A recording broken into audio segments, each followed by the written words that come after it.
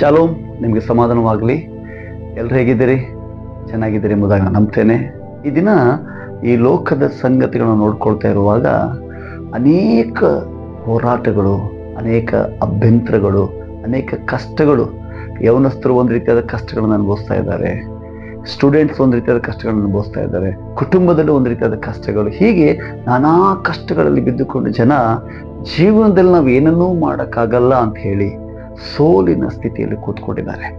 ಇವತ್ತು ಈ ಒಂದು ವಿಡಿಯೋ ಮೂಲಕವಾಗಿ ನಿಮ್ಮೊಂದಿಗೆ ನಾವು ನಮ್ಮ ಜೀವಿತದಲ್ಲಿ ಬರುವಂಥ ಸೋಲುಗಳನ್ನು ಜಯಗಳನ್ನಾಗಿ ಹೇಗೆ ಮಾರ್ಪಡಿಸ್ಬೇಕು, ಅಥವಾ ಅನೇಕ ಅಡ್ಡಿಗಳು ನಿಮ್ಮ ಜೀವಿತದಲ್ಲಿ ಇರ್ಬೋದು. ನಿಮ್ಮ ಜೀವಿತದಲ್ಲಿ ನಿಮ್ಮ ಎಜುಕೇಷನ್ ಒಂದು ನಿಮ್ಗೆ ಅಡ್ಡಿ ಆಗಿರ್ಬೋದು, ಅಥವಾ ಯಾವುದೇ ಟ್ಯಾಲೆಂಟ್ ಇಲ್ಲದೇ ಇರುವಂಥದ್ದು ಒಂದು ಅಡ್ಡಿ ಆಗಿರ್ಬೋದು, ಅಥವಾ ಕೆಲವೊಬ್ಬರಿಗೆ ನಾನು ಹೇಗೆ ಕಾಣ್ತೇನೆ, ನಾನು ಹೇಗಿದ್ದೇನೆ ಅನ್ನುವಂಥ ಒಂದು ಭಯ. ಹಾಗಾದರೆ ಈ ದಿನ ಪ್ರಿಯರೇ, ಈ ಒಂದು ವಿಡಿಯೋ ಮೂಲಕವಾಗಿ ಅವುಗಳನ್ನು ನಾವು ಹೇಗೆ ಜಯಿಸ್ಬೇಕು ಅನ್ನೋದನ್ನು ನಿಮ್ಮೊಂದಿಗೆ ನಾನು ಮಾತಾಡಿಕೊಳ್ಳಿಕ್ಕಿದೆ. ನಾನು ಕೇಳಿಸ್ಕೊಳ್ಳುವಂಥವ್ರು ಈ ದಿವಸ ನೀವು ಅಂದ್ಕೊಳ್ತಾರೆ, ಹೌದು ನನ್ನೊಳಗೂ ಇಂಥ ಕೆಲವೊಂದು ಅಡ್ಡಿಗಳು, ಹೋರಾಟಗಳಿದ್ದಾವೆ ಎಂಬುದಾಗಿ. ಒಂದು ಕಥೆಯನ್ನು ನಿಮ್ಮನ್ನು ಹೇಳಲಿಕ್ಕೆ ಬಯಸ್ತೇನೆ. ಒಂದು ಯವನಸ್ಥ ಮಗಳು, ಆ ಯವನಸ್ಥ ಮಗಳು ಸ್ಪೋರ್ಟ್ಸನ್ನು ತುಂಬ ಚೆನ್ನಾಗಿ ಆಡುವಂಥ ಒಂದು ಮಗಳು. ಆಕೆ ತನ್ನ ಒಂದು ಆ ಸ್ಪೋರ್ಟ್ಸನ್ನು ಮುಗಿಸ್ಕೊಂಡು ತಿರುಗಿ ತಮ್ಮ ಪಟ್ಟಣಕ್ಕೆ ಪ್ರಯಾಣ ಹೋಗ್ತಾ ಇರುವಾಗ ಒಂದು ಟ್ರೈನಲ್ಲಿ ಅವಳು ಪ್ರಯಾಣ ಮಾಡ್ತಾ ಇರ್ತಾಳೆ. ಪ್ರಯಾಣ ಮಾಡುವ ಒಬ್ಬಂಟಿಗಳಾಗಿರ್ತಾಳೆ. ಇರುವಾಗ ಅನೇಕ ಅಲ್ಲಿರುವಂಥ ಪುಡಾರಿಗಳು ಅಥವಾ ಕೆಲವೊಂದು ಯವನಸ್ಥರು ಆ ಮಗಳನ್ನು ತೆಗೆದುಕೊಂಡು ಅತ್ಯಾಚಾರ ಮಾಡಿ ಅವಳನ್ನು ಮನ ಬಂದಂತೆ ಹಾಳು ಮಾಡಿ ಹೋಗುವಂಥ ಟ್ರೈನಲ್ಲಿ ಅವಳನ್ನು ಹೊರಗಡೆ ಎಸಿತಾರೆ. ಆಲೋಚನೆ ಮಾಡ್ರಿ, ಎಂಥ ಕ್ರೂರ ಜನರ ಮಧ್ಯೆ ನಾವು ಜೀವಿಸ್ತಾ ಇದ್ದೇವೆ ಎಂಬುದಾಗಿ. ಎಸೆಯುವಾಗ ಆ ಮಗಳು ಎಸೆಯುವಾಗ ಇನ್ನೊಂದು ಟ್ರ್ಯಾಕಲ್ಲಿ ಇನ್ನೊಂದು ಟ್ರೈನ್ ಬರ್ತಾ ಇದೆ. ಆ ಟ್ರೈನಿಗೆ ಅವಳು ಬಡಿದು ಅವಳ ಕಾಳುಗಳು ಆ ಟ್ರ್ಯಾಕಲ್ಲಿ ಸಿಕ್ಕಾಕೊಂಡು 2 ಕಾಲುಗಳು ಕಟ್ಟಾಗ್ತವೆ. ಇದು ಆದಂಥ ಘಟನೆ ಸ್ಟೇಷನ್ಗಳಿಂದ ತುಂಬ ದೂರ ನಿರ್ಜನ ಪ್ರದೇಶದಲ್ಲಿರುವಂಥ ಟ್ರ್ಯಾಕ್ಗಳಲ್ಲಿ ನಡೆದಂಥ ಒಂದು ಘಟನೆ.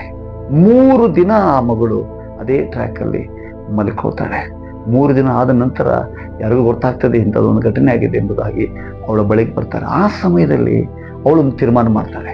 ಏನು ತೀರ್ಮಾನ ಮಾಡ್ತಾಳೆ ಅಂದರೆ, ನಾನು ಕಾಲುಗಳು 2 ಕಟ್ಟಾಗಿದೆ, 3 ದಿನಗಳಾದ್ರೂ ನಾನು ಬದುಕಿದ್ದೇನೆಂದರೆ ದೇವರು ಒಂದು ನನ್ನ ಬದುಕಿಸಿದ್ರೆ ಒಂದು ಶ್ರೇಷ್ಠವಾದ ಕಾರ್ಯವನ್ನು ಮಾಡಲಿಕ್ಕೆ ನನ್ನನ್ನು ಬದುಕಿಸಿದ್ದಾನೆ ಅಂತ ತೀರ್ಮಾನ ಮಾಡಿ, ಪ್ರಿಯರೇ, ಆ ಮಗಳು ಮೌಂಟ್ ಎವರೆಸ್ಟ್ ಅನ್ನು ಏರುವುದಕ್ಕಾಗಿ ಒಂದು ಛಲವನ್ನು ಅವಳು ಹಿಡಿದುಕೊಳ್ಳುವಾಗ ನೋಡ್ಕೊಳ್ತೇವೆ, ಆರ್ಟಿಫಿಷಿಯಲ್ ಕಾಲನ್ನು ಹಾಕ್ಕೊಂಡು ಮೌಂಟ್ ಎವರೆಸ್ಟ್ ಅನ್ನು ಏರಿದಂಥ ಒಂದು ಸ್ತ್ರೀ ಅವಳಾಗ್ತಾಳೆ. ಹಾಗಾದರೆ ಈ ದಿನ ನೀವು ನಿಮ್ಮ ಜೀವಿತದಲ್ಲಿ ಇಂಥದೇ ಆದಂಥ ಕೆಲವೊಂದು ಸಮಸ್ಯೆಗಳನ್ನು, ಹೋರಾಟಗಳನ್ನು ನಾವು ಎದುರಿಸ್ತಾ ಇದ್ದೇವೆ. ನೀವು ಹೇಳ್ಬೋದು, ನನ್ನ ಕಷ್ಟ ಯಾರಿಗೂ ಹೇಳಲಿಕ್ಕಾಗಲ್ಲ, ನನಗಿರುವಂಥ ಸಮಸ್ಯೆ ಅದನ್ನು ಯಾರು ಪರಿಹರಿಸ್ಲಿಕ್ಕೆ ಸಾಧ್ಯ ಇಲ್ಲ, ಅಯ್ಯೋ ನನಗಿದಿಲ್ಲ.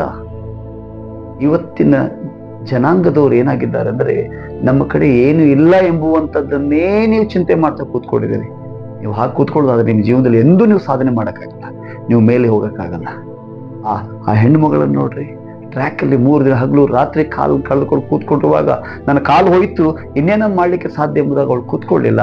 ನನ್ನ ಕಾಲು ಇಲ್ಲದಿದ್ರೂ ನಾನು ಬದುಕಿದ್ದೇನೆ ಅಂತಂದ್ರೆ ಅದರ ಅರ್ಥ ಏನಪ್ಪಾ ಅಂತಂದ್ರೆ, ಯಾವುದೋ ಒಂದು ಶ್ರೇಷ್ಠವಾದ ಕಾರ್ಯವನ್ನು ಮಾಡೋದಕ್ಕಾಗಿ ದೇವರನ್ನು ಬದುಕಿಸಿದ್ದಾನೆ. ಪ್ರಿಯರೇ, ಈ ದಿನ ನಿಮ್ಮನ್ನು ನಾನು ಎಚ್ಚರಿಸಲಿಕ್ಕೆ ಬಯಸ್ತೇನೆ, ಉತ್ತೇಜನ ಪಡೆಯಕ್ಕೆ ಬಯಸ್ತೇನೆ. ಇವತ್ತು ನಿಮಗಿರುವಂಥ ಚಿಕ್ಕ ಒಂದು ಸಮಸ್ಯೆ, ಚಿಕ್ಕ ಒಂದು ಹೋರಾಟ, ಅಯ್ಯೋ ನನ್ನ ಕೈ ಸರಿ ಇಲ್ಲ, ನನ್ನ ಕಾಲು ಸರಿ ಇಲ್ಲ, ನನ್ನ ಕಣ್ಣುಗಳು ಸರಿ ಇಲ್ಲ, ಅಥವಾ ನಾನು ನೋಡೋಕೆ ಸರಿ ಇಲ್ಲ, ನನಗೆ ಮಾತಾಡೋಕೆ ಬರಲ್ಲ, ನನ್ನ ಬಳಿ ವಿದ್ಯೆ ಇಲ್ಲ, ನನ್ನ ಬಗ್ಗೆ ಒಳ್ಳೆಯದು ಮಾತಾಡೋರಿಲ್ಲ ಎಂಬುದಾಗ ಅನೇಕರು ಮನೇಲಿ ಕೂತ್ಕೊಂಡಿದ್ದಾರೆ. ಇವತ್ತು ನಿಮ್ಮ ದಿನ ನಾನು ಮಾತನಾಡ್ತಾ ಇದ್ದೇನೆ, ಮನೆ ಬಿಟ್ಟು ಹೊರಗಡೆ ಬನ್ನಿರಿ. ನಿಮಗೋಸ್ಕರ ಈ ಸುಂದರವಾದಂಥ ಈ ಪ್ರಪಂಚದಲ್ಲಿ ಸುಂದರವಾದ ಭವಿಷ್ಯವನ್ನು ದೇವರು ನಿಮಗೆ ಇಟ್ಟಿದ್ದಾರೆ. ಇನ್ನೊಂದು ವಿಷಯ ನಾವು ಬೈಬಲಲ್ಲಿ ನೋಡ್ಕೊಳ್ತೇವೆ. ಒಂದು ರಕ್ತ ಕುಸುಮ ರೋಗಿ 12 ವರ್ಷಗಳಿಂದ ಅವಳು ಆ ರಕ್ತ ಸ್ರಾವದಲ್ಲಿ ತನ್ನ ಜೀವಿತವನ್ನು ಕಳೀತಾ ಇರ್ತಾಳೆ.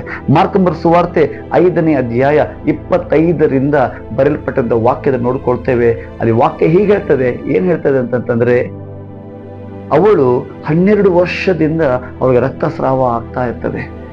ಅನೇಕ ವೈದ್ಯರಿಗೆ ಅವಳು ತೋರಿಸ್ತಾಳೆ, ಅನೇಕರ ಬಳಿಗೆ ತೋರಿಸುವಾಗಲೂ ಹಣ ಖಾಲಿ ಆಗ್ತದೆ ವಿನಃ ಅವಳಿಗೆ ಆರೋಗ್ಯ ಉಂಟಾಗಲ್ಲ. ಆದ್ರೆ ಒಂದಾನೊಂದು ದಿವಸ 12 ವರ್ಷ ಆದ ನಂತರ ಒಂದು ಸುದ್ದಿಯನ್ನು ಅವ್ರು ಕೇಳಿಸ್ಕೊಳ್ತಾರೆ. ದೇವರಿಗೆ ಸ್ತೋತ್ರವಾಗ್ಲಿ. ಆ ಸುದ್ದಿ ಏನು ಗೊತ್ತಾ? ನಮ್ಮ ಊರಿಗೆ ನಜರೇತಿನ ಯೇಸು ಬಂದಿದ್ದಾನೆ. ಆ ಯೇಸು ಯಾರಂತಂದ್ರೆ ಸತ್ತವ್ರನ್ನ ಎಬ್ಬಿಸಂತ ಯೇಸು, ಕುರುಡರಿಗೆ ಕಣ್ಣು ಕೊಟ್ಟಂತ ಯೇಸು, ಕುಂಟರಿಗೆ ಕಾಲು ಕೊಟ್ಟಂತ ಯೇಸು, ಪಾರ್ಶ್ವ ರೋಗಿಯನ್ನು ಗುಣಪಡಿಸಿದಂತ ಯೇಸು. ಈ ಸುದ್ದಿಯನ್ನು ಕೇಳಿಸಿಕೊಳ್ಳುವಾಗ ಅವಳು ಅಲ್ಲಿಂದ ಎದ್ದೇಳ್ತಾಳೆ. ಪ್ರೇರೆ, ಇವತ್ತು ನಿಮಗೆ ಬೇಕಾದ್ರೆ ಏನ್ ಗೊತ್ತಾ? ಒಂದು ಒಳ್ಳೆಯ ಸುದ್ದಿ. ಹಾಲೆಲೂಯ. ಆ ಒಳ್ಳೆ ಸುದ್ದಿಯನ್ನು ಹೇಳುವುದಕ್ಕಾಗಿ ಇವತ್ತು ನಾನು ಈ ಒಂದು ಯೂಟ್ಯೂಬ್ ಮೂಲಕವಾಗಿ ನಿಮ್ಮ ಮನೆಗೆ ಬಂದಿದ್ದೇನೆ.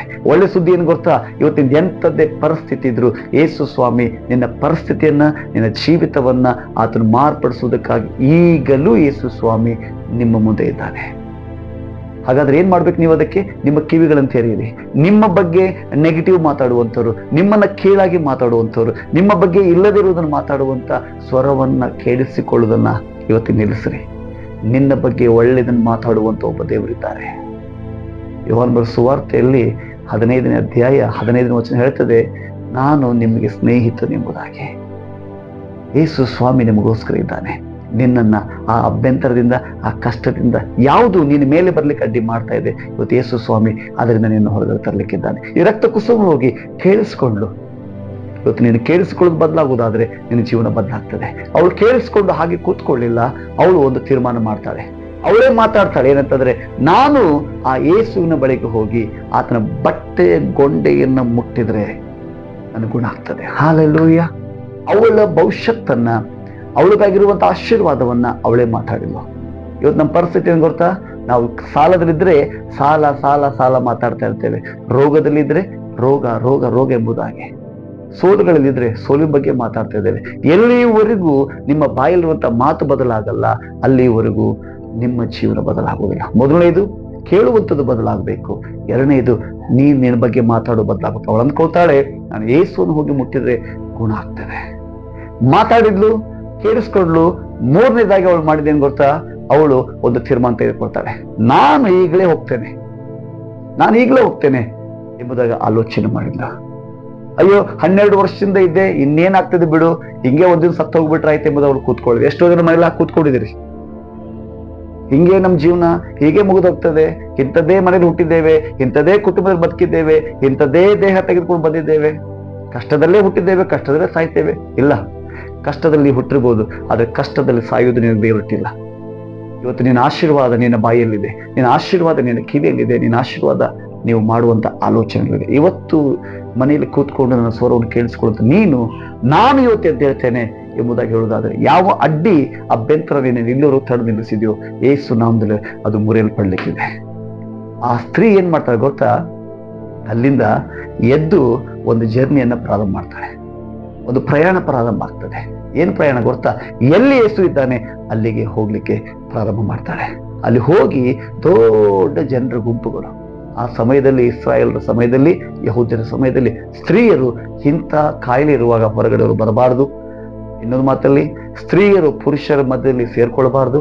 ಇವೆಲ್ಲ ಸಂಪ್ರದಾಯಗಳನ್ನು ಮುರಿದು ಹಾಕಿ ತನ್ನ ಸ್ವಸ್ಥತೆಯನ್ನು ಹೊಂದಿಕೊಂಡ್ರು. ಈ ದಿವಸ ಅನೇಕರಿಗೆ ಸಂಪ್ರದಾಯ ಅಡ್ಡಿ ಮಾಡ್ತಾ ಇದೆ, ಎಸ್ಪೆಷಲಿ ಹೆಣ್ಣು ಮಕ್ಕಳಿಗೆ ಸಂಪ್ರದಾಯಗಳು ಅಡ್ಡಿ ಮಾಡ್ತಾರೆ. ನೀನು ಹೀಗೆ ಇರಬೇಕು, ನೀನು ಹೀಗೆ ಕೂತ್ಕೊಳ್ಬೇಕು, ನೀನು ಹೀಗೆ ಮಾತಾಡಬೇಕು. ಪ್ರೇಯರ್, ಈ ದಿವಸ ಯೇಸು ಸ್ವಾಮಿ ಆ ಎಲ್ಲ ಸಂಪ್ರದಾಯಗಳನ್ನ ಮುರಿದು ನಿನ್ನನ್ನು ಒಂದು ಜಯದ ಜೀವಿತಕ್ಕೆ ನಡೆಸಲಿಕ್ಕಿದ್ದಾನೆ. ಆಕೆ ಹೋಗಿ ಆ ಗುಂಪಿನ ಮಧ್ಯದಲ್ಲಿ ಹೋಗಿ ಯೇಸು ಸ್ವಾಮಿ ಬಟ್ಟೆನ ಮುಟ್ಟಿದ್ಲು. ಇನ್ಸ್ಟೆಂಟ್ ಆಗಿ, ತಕ್ಷಣವಾಗಿ ರಕ್ತ ಹರಿಯುವುದು ನಿಂತು ಹೋಯ್ತು. ಯಾವಾಗ ಆ ಟ್ರೈನಲ್ಲಿ ಬಿದ್ದಂತ ಸ್ತ್ರೀ, ನಾನು ಕಾಲು ಕಟ್ಟಾಗಿದೆ, ಪರವಾಗಿಲ್ಲ, ನಾ ಮೌಂಟ್ ಎವರೆಸ್ಟ್ ಏರ್ತೇನೆ ಅಂತ ಹೇಳುವಾಗ ಅವಳ ಕಾಲುಗಳು ತಿರುಗಿ, ಅವಳ ಕಾಲುಗಳು ಇಲ್ಲ ಎಂಬುದಾಗಿ ಆಲೋಚನೆ ಮಾಡಲಿಲ್ಲ. ಹೀಗಿದ್ದುಕೊಂಡು ನಾನು ಹೇಗೆ ಸಾಧನೆ ಮಾಡಲಿ ಎಂಬುದಾಗಿ ಆಲೋಚನೆ ಮಾಡಲಿಲ್ಲ. ಹಾಗಾದ್ರೆ ಒಂದು ಕಡೆ ಈ ಒಂದು ಸ್ತ್ರೀ, ಇನ್ನೊಂದು ಕಡೆ ರಕ್ತ ಕುಸುಮ ರೋಗಿ ಇವತ್ತು ನಿಮ್ಗೆ ಚಾಲೆಂಜ್ ಕೊಡ್ತಾ ಇದ್ದಾರೆ. ಇಂಥ ಪರಿಸ್ಥಿತಿ ಎಲ್ಲಿ ಅವರು ದೇವರಿಗಾಗಿ ಬಲವಾದ ಕಾರ್ಯಗಳು ಮಾಡೋರು, ದೇವರವ್ರನ್ನ ತೆಗೆದುಕೊಂಡು ಇತಿಹಾಸಗಳು ಮಾಡೋದಾದ್ರೆ, ಇವತ್ತು ನಿನ್ನನ್ನ ಕರ್ತನ ಕರಿತಾ ಇದ್ದಾನೆ. ಇವತ್ತು ನೀವು ನನ್ನ ಸ್ವರವನ್ನು ಕೇಳಿಸ್ಕೊಳ್ತಾ ಇದ್ರೆ, ಇವತ್ತಿಂದ ಕೇಳಿದಂತ ವಾಕ್ಯವನ್ನೇ ನಿಮ್ಮ ಜೀವಿತದಲ್ಲಿ ಮಾತಾಡ್ರಿ. ನನ್ನ ಜೀವನ ಬದಲಾಗ್ತದೆ, ನಾ ಇದ್ದಾಗಿ ಇರುವುದಿಲ್ಲ. ಹೇಗೆ ನೀವು ಮಾತಾಡ್ಲಿಕ್ಕೆ ಸ್ಟಾರ್ಟ್ ಮಾಡ್ತೀರಾ, ನಿಮ್ಮ ಮನಸ್ಥಿತಿ ಬದಲಾಗ್ತದೆ. ನಿಮ್ಮ ಮನಸ್ಥಿತಿ ಬದಲಾಗುವಾಗ ದೇವರು ನಿಮ್ಮನ್ನು ಸಂಧಿಸಿ ನಿಮ್ಮ ಪರಿಸ್ಥಿತಿಗಳನ್ನು ಬದಲಾಯಿಸ್ತಾನೆ. ಹಾಗಾದ್ರೆ ಇಲ್ಲಿವರೆಗೂ ಕೂತಿದ್ದು ಸಾಕು. ಯೇಸು ನಾಮದಲ್ಲಿ ಯವನಸ್ಥ ಮಕ್ಕಳೇ, ಕುಟುಂಬದವರೇ, ಹಿರಿಯರೇ, ಕಿರಿಯರೇ, ಎದ್ದೇಳ್ರಿ. ಯೇಸು ನಾಮದಲ್ಲಿ ನಿಮ್ಮ ಎಲ್ಲ ಇಕ್ಕಟ್ಟುಗಳನ್ನ ಮುರಿದು ಹಾಕಿ ಯೇಸು ಸ್ವಾಮಿಗಾಗಿ ನಿಂತ್ಕೊಳ್ಳುವಾಗ ಕರ್ತನು ಒಂದು ವಿಶೇಷವಾದ ಭವಿಷ್ಯತ್ತು ನಿಮ್ಗೋಸ್ಕರ ಇಟ್ಟಿದ್ದಾನೆ. ಕಡೆ ಮಾತನ್ನು ಹೇಳಲು ಮುಗಿಸ್ತೇನೆ. ಯಾರನ್ನು ದೇವರು ಭೂಮಿ ಮೇಲೆ ವ್ಯರ್ಥವಾಗಿ ತೆಗೆದುಕೊಂಡು ಬಂದಿಲ್ಲ. ನಮ್ಮ ಒಬ್ಬೊಬ್ಬರ ಜೀವಿತದಲ್ಲಿ ಒಂದು ಉದ್ದೇಶ ಇದೆ. ಯಾರೆಲ್ಲ ಅದನ್ನು ನಂಬ್ತೀರಾ, ನಿಮ್ಮ ಕಣ್ಣುಗಳು ಮುಚ್ಕೊಳ್ರಿ. ಯೇಸು ನಾಮದಲ್ಲಿ ಮುಗಿಸಲು ಪ್ರಾರ್ಥಿಸ್ತೇನೆ. ಆ ಪ್ರಾರ್ಥನೆ ನಿಮ್ಮನ್ನು ಬಿಡುಗಡೆ ಮಾಡಿ ಜಯಕ್ಕೆ ನಿಮ್ಮನ್ನು ನಡೆಸ್ತದೆ. ನಮ್ಮ ಕಣ್ಣುಗಳು ಮುಚ್ಕೊಂಡು ಪ್ರಾರ್ಥನೆ ಮಾಡಿಕೊಳ್ಳೋಣ. ನಮ್ಮನ್ನು ಬಹಳವಾಗಿ ಪ್ರೀತಿ ಮಾಡಿ ಪರಲೋಕ ತಂದೆ, ತೆರೆಗೊಂದು ಆವೃತ್ತಿ ಅನೇಕ ಅಡ್ಡಿಗಳು, ಜನರು ಜೀವನದಲ್ಲಿ ಮುಂದೆ ಬರಲಿಕ್ಕೆ ಅನೇಕ ಅಭ್ಯಂತರಗಳು ಬರ್ತಾ ಇರುವಾಗ ಯೇಸು ನಾಮದಲ್ಲಿ ಅವೆಲ್ಲವನ್ನು ಮುರಿದಾಕ್ತೀನಿ. ಯಾರೆಲ್ಲ ಇವತ್ತು ಇದನ್ನು ಕೇಳಿಸ್ಕೊಂಡು ಹೌದು ನನ್ನ ವಿಷಯದಲ್ಲಿ ದೇವರು ಮಾತಾಡ್ತಾ ಇದ್ದಾರೆ ಎಂಬುದಾಗಿ ಯಾರೆಲ್ಲ ಅಂತ ಇದ್ರಿ, ದೇವರು ಹೇಳ್ತಾ ಇದ್ದಾರೆ ಇವತ್ತೇ ನಿಮಗೆ ಬಿಡುಗಡೆ. ಇವತ್ತು ದೇವರು ನಿಮ್ಮ ಭವಿಷ್ಯದ ರೂಪ ಸಿಕ್ಕಿದ್ದಾರೆ. ಶರೀರದಲ್ಲಿ ಏನೆಲ್ಲ ನ್ಯೂನತೆಗಳಿರ್ಬೋದು, ಒಳಗಡೆ ಏನೆಲ್ಲ ಹೋರಾಟಗಳಿರ್ಬೋದು, ಇವತ್ತು ಯೇಸು ಸ್ವಾಮಿ ಹೇಳ್ತಾ ಇದ್ದಾರೆ ನಾನು ಅವೆಲ್ಲಗಳು ನಿಮಗೆ ಬಿಡುಗಡೆ ಮಾಡ್ತೇನೆ ಎಂಬುದಾಗಿ. ಕರ್ತನೆ, ಒಬ್ಬೊಬ್ಬರನ್ನ ಆಶೀರ್ವಾದ ಮಾಡು, ಅವರ ಬಿಡುಗಡೆ ಮಾಡು, ಅನೇಕ ಸಾಕ್ಷಿಗಳು ಹೊರಟು ಬರಲಿ. ಹಾಗೆ ಮಾಡ್ತಿದ್ದಕ್ಕಾಗಿ ಸ್ತೋತ್ರ, ಎಲ್ಲ ಮಹಿಮೆ ನಿಮಗೆ ಉಂಟಾಗಲಿ. ಯೇಸು ಕರ್ತನ ನಾಮದಲ್ಲಿ ಪ್ರಾರ್ಥನೆ ಕೇಳಿದ್ದೇನೆ ಪರಲೋಕ ತಂದೆ, amen. May God bless you. ದೇವರ ಮೇಲೆ ಆಶೀರ್ವಾದ ಮಾಡಲಿ. ಆಮೇನ್.